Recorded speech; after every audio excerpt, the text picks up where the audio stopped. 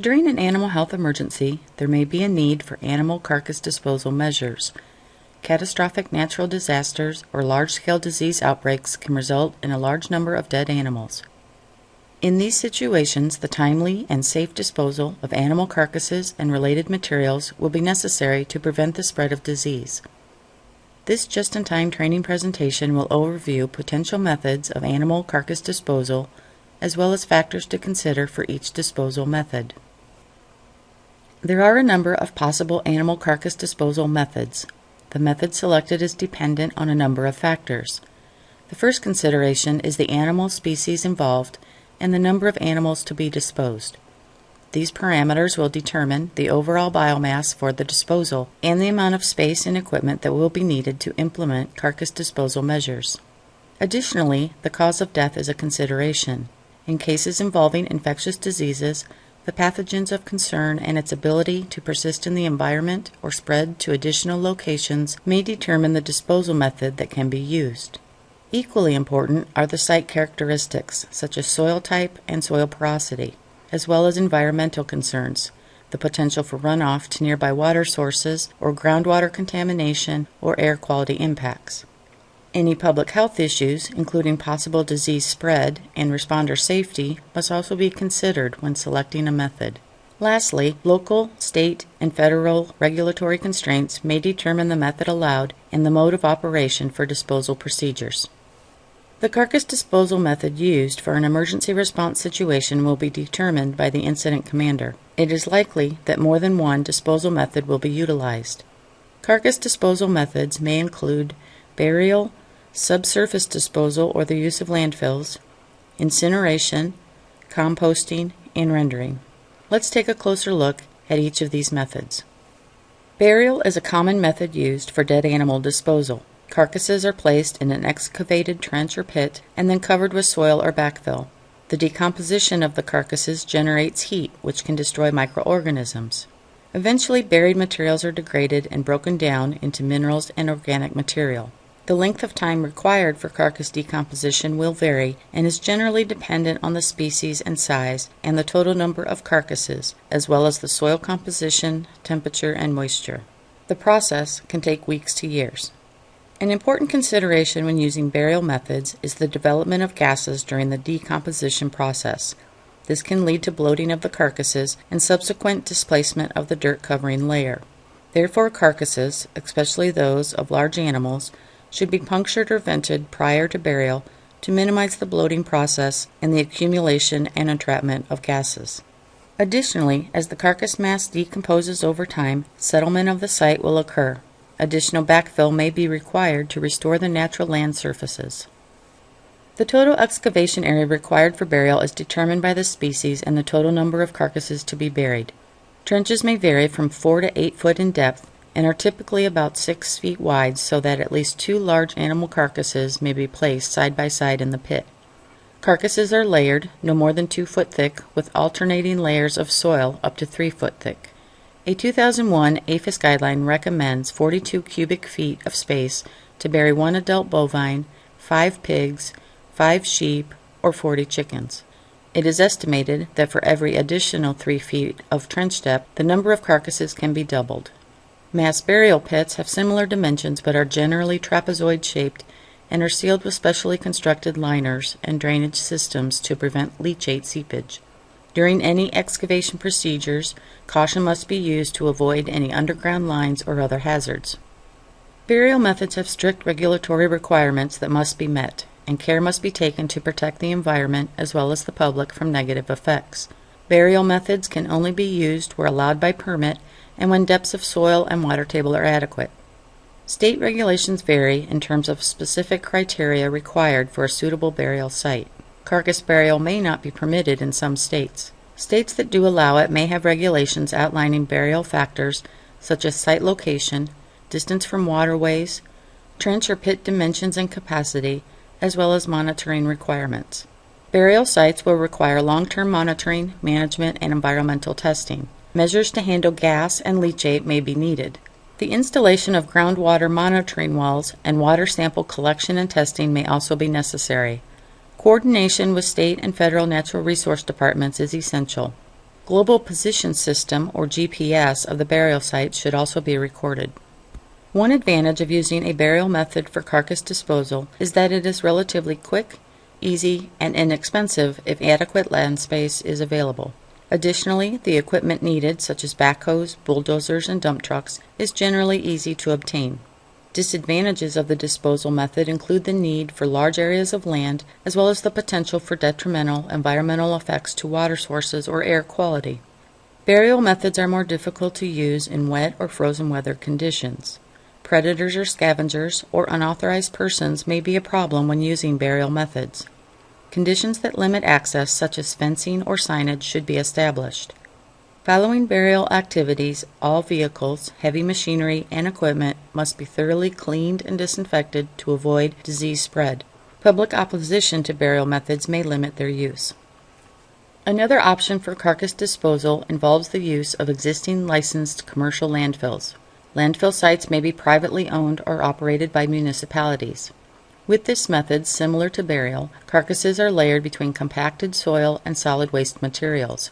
Landfills are usually located at sites specifically selected to minimize potential risks to groundwater, surface water, and other environmentally sensitive areas. Additionally, landfill design incorporates liners, leachate containment systems, and gas collection systems to minimize environmental impacts. Landfills are highly regulated, and those used for carcass disposal must be in compliance with federal criteria and meet design and operating standards outlined in Subtitle D of the Resource Conservation and Recovery Act. Smaller or older landfills, the type most likely to be found in rural areas, may not meet these criteria. Carcass decomposition in landfills will have widely varying temperatures, which can slow biochemical reactions in the carcasses. Therefore, carcass degradation at a landfill may take longer as compared to burial methods. One advantage of using pre-existing landfill locations is the immediate availability of a well-designed disposal site. Depending on space available, the landfill may have the ability to dispose of large quantities of carcasses. However, landfill owners may not accept carcasses. If carcasses are accepted, terms of use must be negotiated. When using landfill locations, the transportation of carcasses to landfill sites will be needed. This will involve not only the logistics of obtaining a sufficient number of large trucks suitable for transporting carcasses, but also planning to ensure biosecurity measures such as avoiding leakage and disease transfer off-site.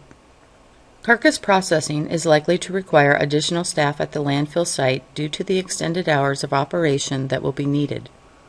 Public perception and opposition may present issues for obtaining approval for disposal on publicly owned landfills. Security and traffic control will be needed.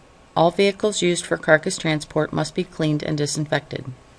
Another common method of carcass disposal is incineration. This involves the use of high-temperature combustion to destroy animal carcasses and associated animal materials.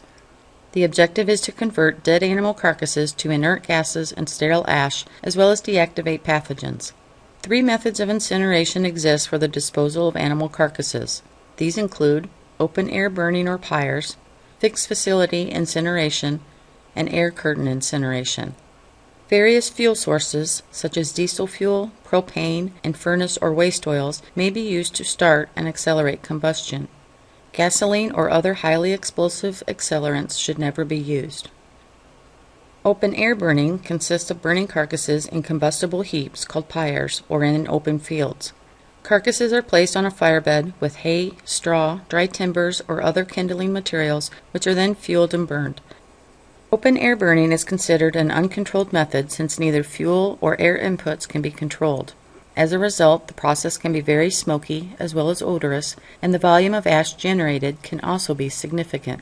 Open-air burning is prohibited in many states and is generally an option of last resort. If allowed, only properly trained and credentialed persons should conduct open-air burning. The risk of unattended fires as well as hydrocarbon emissions are concerns with this method. Additionally, the public perception of open-air burning is overwhelmingly negative. As an alternative, fixed facility incineration takes place in a completely contained environment and is usually controlled. The process is typically fueled by diesel, natural gas, or propane. Fixed facility incineration has a more evenly distributed combustion temperature and burns carcasses more effectively and completely. Some larger animal production facilities have on-site incinerators, as do veterinary schools and diagnostic laboratories. Small, on-farm incinerators may not have sufficient continuous capacity to handle large emergency losses. Compared to other thermal methods, fixed facility incineration is usually the most expensive, as it requires an enormous amount of fuel, but it is a highly efficient process that produces minimal residue as carcasses are reduced to inert ash. The throughput of fixed facility incinerators depends on the chamber size. If capacity becomes overburdened, carcasses will need to be stored in a refrigerated room or freezer until the system is able to accept more. Small incinerators may reach 100 pounds per hour. Most are unable to hold large carcasses such as cattle. Most large incinerators are fitted with afterburners that further reduce emissions by burning the smoke exiting the primary incineration chamber. State air quality requirements must be followed. Air curtain incineration is another thermal method that uses a combination of forced air and fuel, such as diesel or wood, to burn carcasses and associated material. Burning does occur outside, however, a manifold with a large capacity fan driven by diesel engines is used to deliver high-velocity air down into the burn pit. The introduction of this high volume of air greatly increases the incineration temperature and accelerates carcass combustion. This method can work up to 6 times faster than open-air burning, however the process is extremely fuel-intensive. Air curtain incinerators are mobile, and this can serve to reduce biosecurity risks associated with carcass transport. Wood for fuel, however, may need to be transported long distances for use in the incinerator. Systems vary by size, and placement is limited by terrain and other environmentally limiting factors.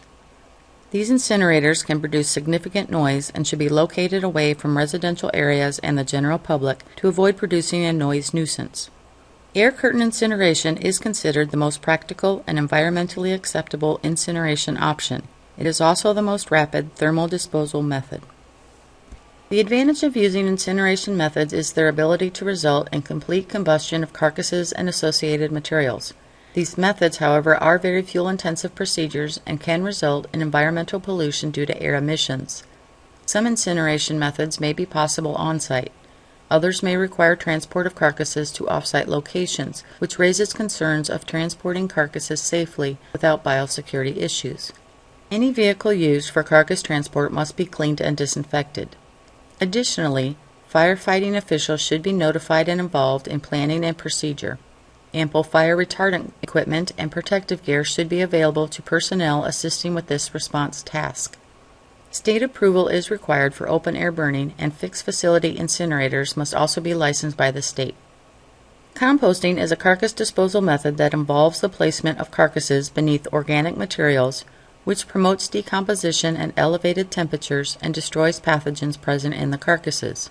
Carcasses can be composted whole, or to speed the process can be ground and mixed with co-compost prior to pile formation to improve microbial activity and decomposition. Whole carcasses should be lanced or vented to minimize bloating of the carcass and the accumulation of decomposition gases. Composting requires sources of nitrogen, carbon, oxygen, and moisture for optimal tissue breakdown. Carcasses serve as the nitrogen source, while the addition of plant material, referred to as co-compost, serves to meet the carbon requirement. A carbon-nitrogen ratio of 25:1 up to 40:1 is optimal. There are many possible carbon sources that can be used in carcass composting, such as sawdust, wood chips, ground corn stalks, corn silage, peanut hulls, mulch, or poultry litter. Each varies in its carbon content as well as its ability for leachate absorption. Silage consistently produces the highest temperatures most quickly and is the best material for composting cattle carcasses that may harbor disease. Cornstalks, straw, sawdust, and wood shavings are considered nutrient-poor co-compost materials, but are suitable for composting mortalities from non-disease incidents such as fire or flood. Emergency bovine composting may require 10 to 12 cubic yards of cover material per 1,000 pounds of carcass. The recommended height for a pile is 5 to 7 feet. A biofilter or thick layer of co-compost organic material placed over the compost pile helps to absorb odors and decomposition gases. It also helps to maintain proper moisture, pH, and nutrients to enhance the decomposing microbial activities occurring in the pile. It also serves to reduce the likelihood of pathogen release due to wind, insects, or scavenging animals. If excess leachate is a concern, an impermeable pad may need to be constructed below the compost pile. The composting process consists of two phases, an active phase and a curing phase. During both phases, the nitrogen, carbon, oxygen, and water parameters, as well as temperature, should be monitored frequently.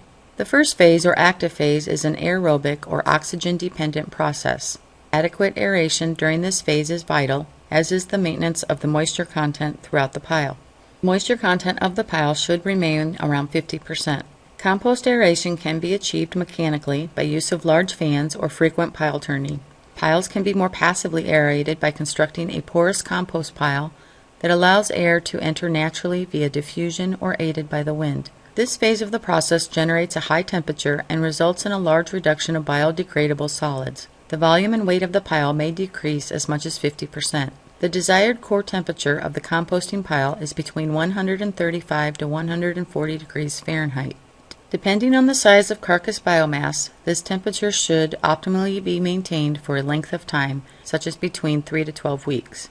The porosity of the pile will also decrease, and the lack of air spaces will make oxygen less available.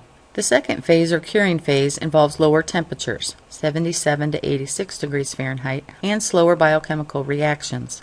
Aeration during this phase is not as critical. Bulk density is reduced by 25%. Time to complete the second phase is dependent on carcass size and can vary from 10 to 240 days. The finished product, called humus, appears dark brown to black and is free of unpleasant odor when turned. Overall, the decomposition rate of intact carcasses in properly managed compost piles is about 2.2 pounds per day. Composting may take place indoors or outside. Indoor composting has been widely used by the poultry industry for bird mortalities.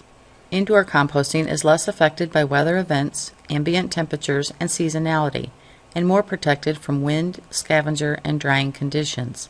Challenges involve space limitations and restricted space for the movement of heavy equipment. Indoor composting also requires prolonged management, maintenance, and monitoring. Outdoor composting involves placement of carcasses in compost piles that are long, narrow windrows or trapezoidal shaped and can be above ground or in bins. Outdoor composting is typically used for larger carcasses. Site selection is critical. Select well-drained locations located outside the floodplain and away from any ground and surface water sources. The composting process is very sensitive to environmental moisture. Therefore, outdoor compost piles should be covered with a tarp or roof to minimize excess pile wetness and prolong composting times.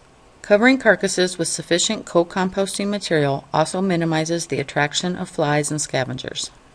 Composting is an on-site process that reduces biosecurity risks associated with transporting carcasses to additional locations. However, off-site carbon sources may still need to be obtained. Another benefit of composting is the end result of nutrient-rich materials, or humus, that can be spread on cropland. Note, this will not be allowed for cases of certain foreign animal diseases. Composting is an adaptable process, and pile length can be increased to accommodate additional carcasses. More information on the use of the composting process for animal carcass disposal can be found in the corresponding Carcass Disposal Composting Just-in-Time presentation. Rendering is an off-site process that uses heat to convert carcasses into meat and bone meal, fat or tallow, and water. During rendering, disposal materials are placed in sealed containers and subjected to pressurized steam. Some pre-processing of the carcasses may be required. Carcasses are often mechanically crushed into small cubes of tissue, then loaded into cooking cylinders and subjected to heat. Final temperature of the cooker should reach 250 to 270 degrees Fahrenheit. In the U.S., only the dry rendering process is used. This can occur as batch or continuous procedures. Continuous rendering is often preferable to decrease the risk of spreading infectious disease. During batch rendering, each time a rendering vessel is opened for discharge of rendered product or refilling, airborne particles may be released and threaten biosecurity. Rendering plants may be independent or integrated with existing packing or poultry processing plants. Some can efficiently transport and process 1 million or more pounds of raw animal per day.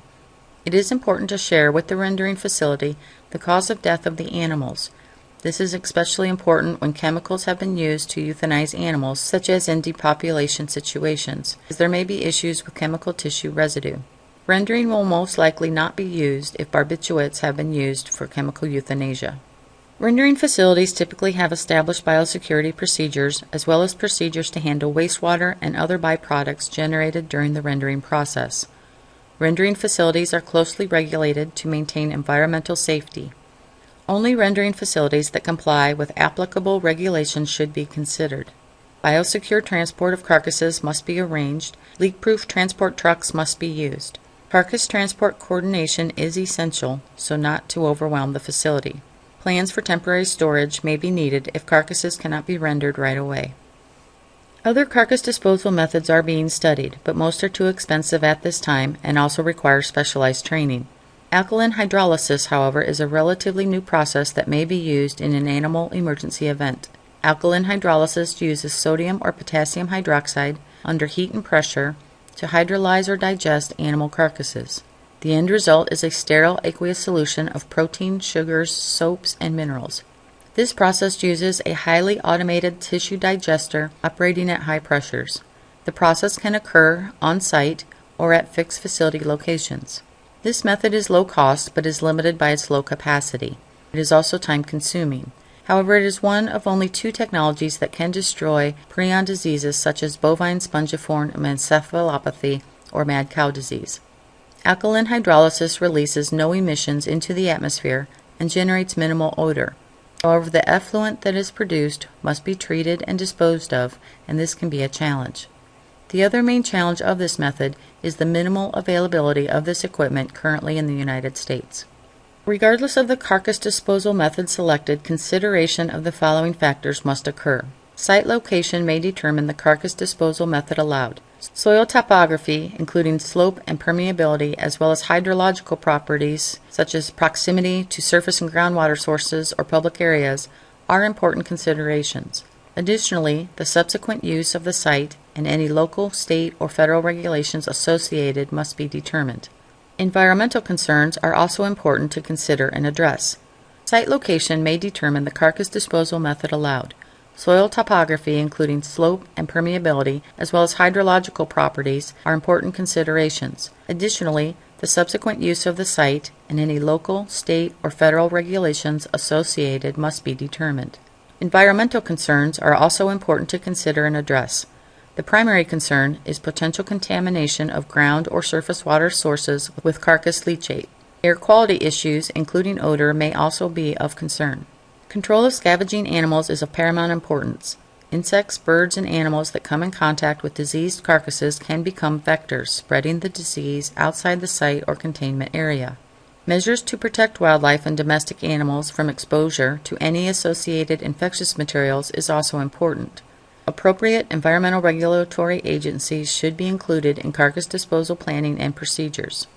Biosecurity measures for carcass disposal is of utmost importance to protecting against spread of infection as well as reducing risks to environmental and public health. Issues to address include the appropriate use of personal protective equipment, implementing movement control procedures for personnel and vehicles, as well as cleaning and disinfection processes. Site security will also be important. Threats to site security may include any number of unauthorized persons, including vandals, animal rights persons, angered landowners, or the curious public. Access to the disposal site should be limited to only those necessary for the response procedures. A logbook should be maintained to record vehicles and individuals entering and exiting the disposal site. Warning or restriction signs should be posted in an obvious location at the perimeters and entrances to the disposal site to discourage unauthorized visitors. It may be necessary to have designated personnel responsible for maintaining site security and guarding perimeters, or even to involve law enforcement to protect the security of the disposal site. Some disposal methods will require transport of carcasses to the disposal location. Vehicles used to transport carcasses and associated materials must be closed and leak-proof. Liquid collection and/or absorption systems should also be implemented. Compliance with all applicable laws and regulations should always be maintained. Obtain any required permits for hauling dead animals. All carcass transport vehicles should be subject to thorough cleaning and disinfection. Additional information on the transport of carcasses can be found in the off-site carcass disposal just-in-time training presentation. Safety issues for responders will vary with the method of carcass disposal being performed. Incineration methods have a risk of fire-related injuries. All carcass disposal methods will have physical and psychological impacts on responders. Depopulation and disposal of large numbers of animals can be mentally stressful. The disposal procedures will also require long work hours and physical demands on responders. Weather conditions, such as high temperatures, can lead to heat stress and dehydration. All methods of carcass disposal have regulatory requirements that must be followed. Some methods of carcass disposal may not be permitted in some states. Others may outline specific criteria and procedures for use of a particular carcass disposal method. Be sure to obtain any special permits or licenses required, especially for methods of incineration. All applicable environmental and public health laws and regulations, such as fire codes, should be determined and followed. A major disease outbreak and response will attract considerable media attention and interest. The public's perception of carcass disposal procedures is of utmost importance. Media may be helpful in raising public awareness with appropriate messages. However, disposal sites should be protected from media personnel and the public. Care should be taken to limit photography and video and minimize unauthorized persons. In addition to carcasses, other products such as milk, wastewater, feed, grain, manure, bedding, wool, and other materials may also require disposal during an animal health emergency. All carcass disposal options, except rendering, can be used.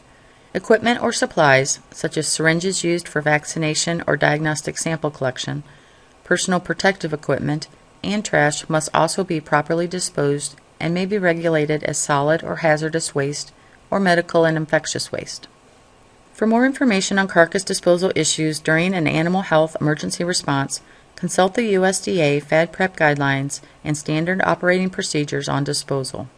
Information provided in this presentation was developed by the Center for Food Security and Public Health at Iowa State University College of Veterinary Medicine through funding from the Multi-State Partnership for Security in Agriculture.